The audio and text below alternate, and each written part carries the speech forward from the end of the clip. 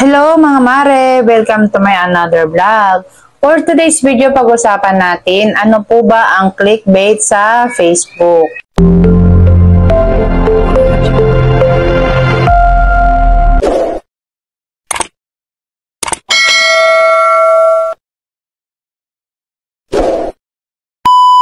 Ito po ay ginagamit upang hikayatin ang mga tao na mag-click kayo o mag-like sa isang content na hindi naman talaga kapani-paniwala. Okay?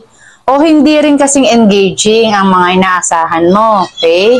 So, may mga halimbawa ng mga clickbait. Okay? Tulad ng panoorin mo ito, hindi ka makakapaniwala. O, syempre, curious po kayo, so bubuksan nyo po yung link na yon para alam nyo kung ano ba talaga siya. So, once na maklik nyo po yun po yung tinatawag na clickbait. Tulad din po ng magbibigay daw ng cellphone, libreng cellphone, ganyan. So, wag din po kayo maniniwala basta-basta dun sa post na yon. Wag nyo pong i-click yon, okay? So, ito po ay ilan lamang sa mga halimbawa ng clickbait. Ang mga ganito pong uri ay kadalasan ginagamit upang mapansin po ng mga tao at hikayatin kayong mag-interact sa content niya. Okay?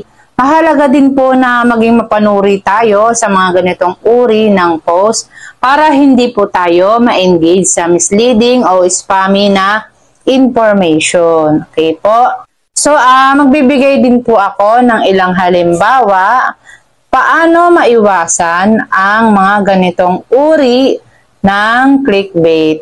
Para maiwasan ng clickbait sa Facebook.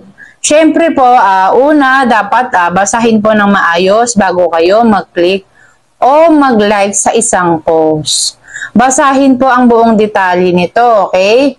At sisiguraduhin niyo po na ang impormasyon ay totoo at makabuluhan bago kayo mag-interact. Ikalawa, mag-ingat po sa mga pamagat o mga post na sobrang emosyon o hindi makatotohanan ang dating. Okay? So, madalas ang mga clickbait ay may mga malalaking mga pangako po yan. Opo, ganyan po ang tinatawag na clickbait. Kung hindi po kayo sigurado sa pinanggalingan, maghanap po kayo ng ibang paraan para makumpirma nyo po ang balita. Okay?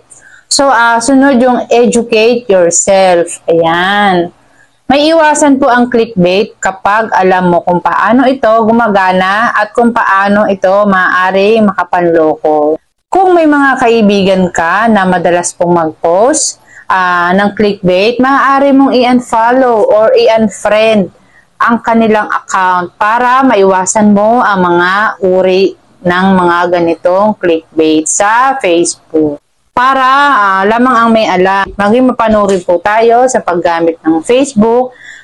Mahalaga po ito para maiwasan natin ng clickbait. May mga nalaman po kayo sa mga ibinahagi ko sa inyo.